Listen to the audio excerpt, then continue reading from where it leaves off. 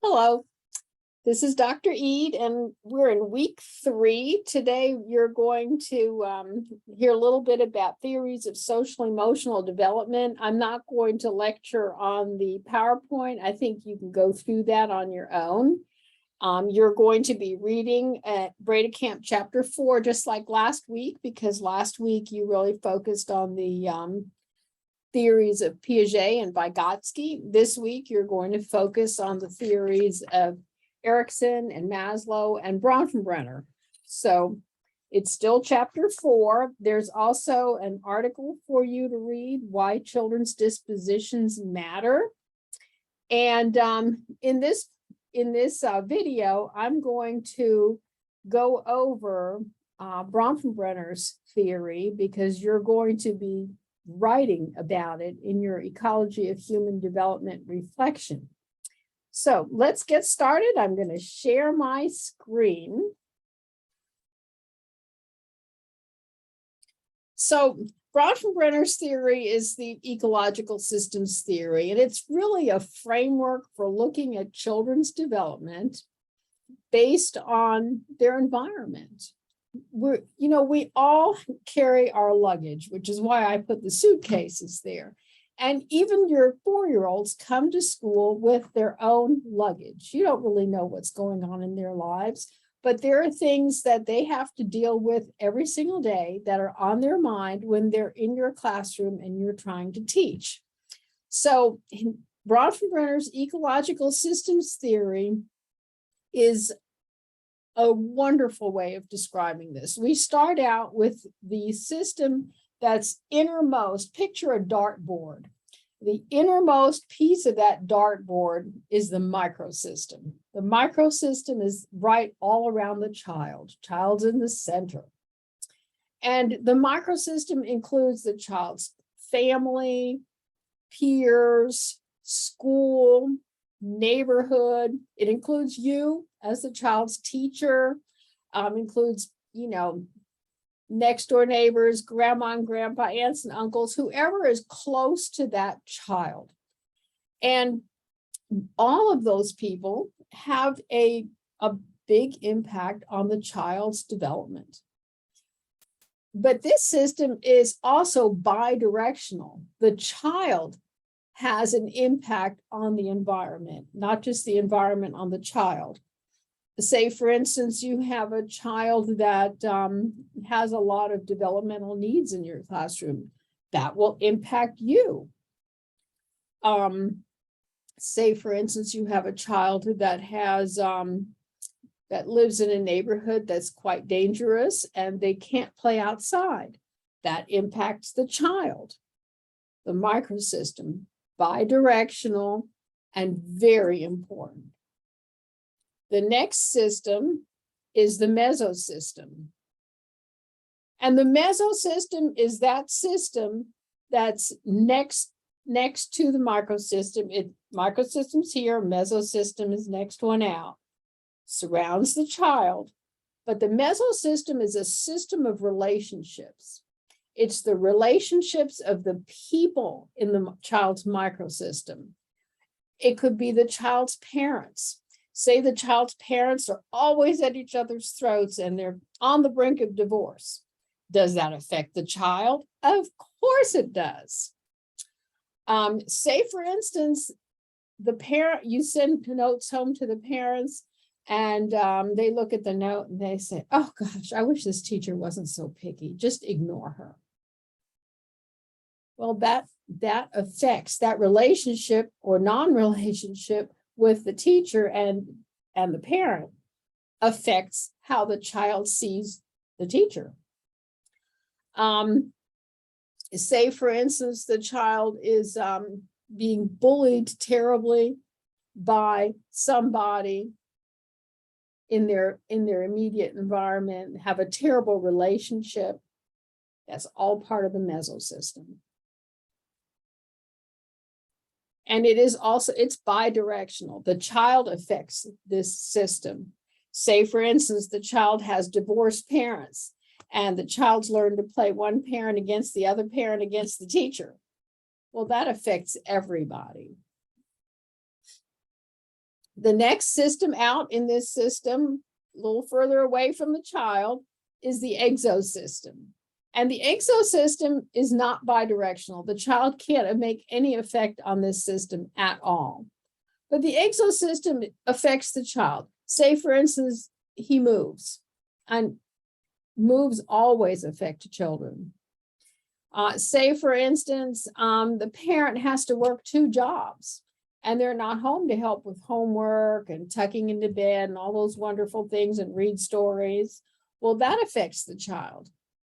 So the exosystem is definitely a big effect on the child, but the child does not have a say-so in the exosystem.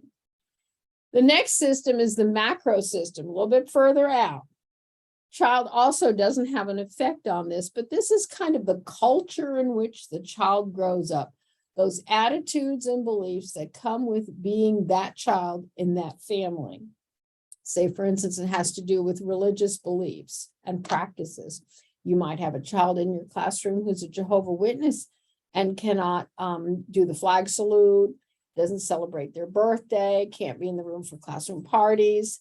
That affects the child, but the child does not have an effect on the actual belief or practice.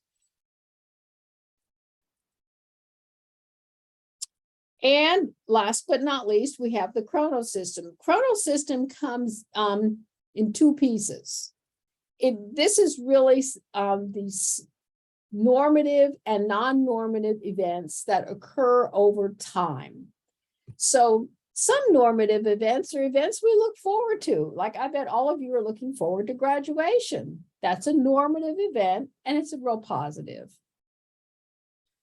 Other non-normative events appear unexpectedly and often leave a family in crisis and upheaval. And of course, that affects children as well. Like, as you can see, the car accident there, not a good thing, and it causes a lot of turmoil in the family.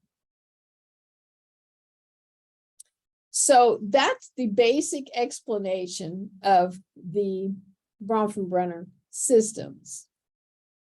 So when I talk about the ecology of human development reflection, let me go back and pull that up. Need to share that with you.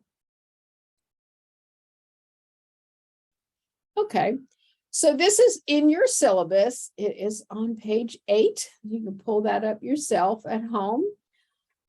What I'd like you to do is think about your own system, because before we can start to look at children and why they behave the way they do in the classroom, we really have to look at where we come from. What is our history? Because our history colors the lens through which we see everything else. So look at yourself first.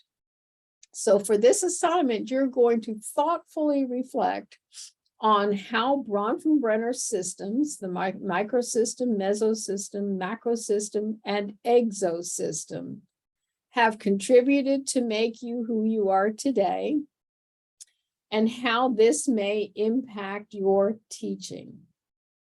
Don't forget how this may impact your teaching. You're going to add enough detail and examples to clarify your explanation and then upload it to assignments on Blackboard. Notice on the rubric that's here, you'll do each system separately, use multiple specific details and examples, and then you're going to run it through spell check and make sure your spelling, grammar, and mechanics are just fine.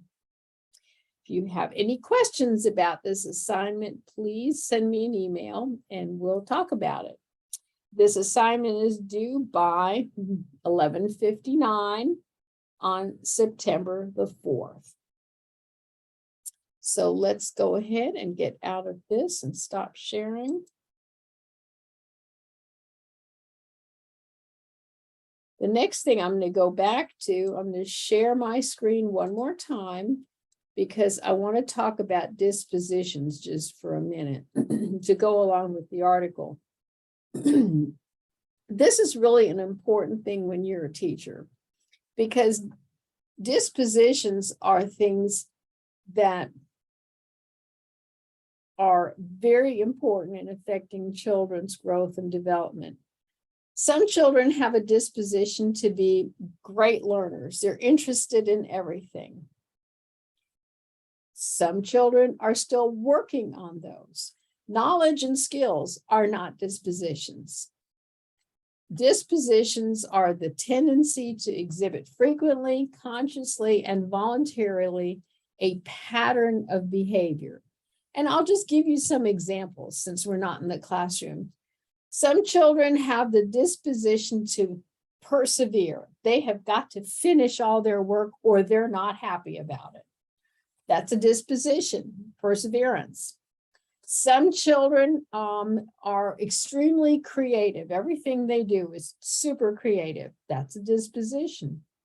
Some children are very happy. That's a disposition. Some children are very empathetic to other children and adults. That's a disposition. It is a way of acting. So I just want you to think about the dispositions that you really would like to foster in children.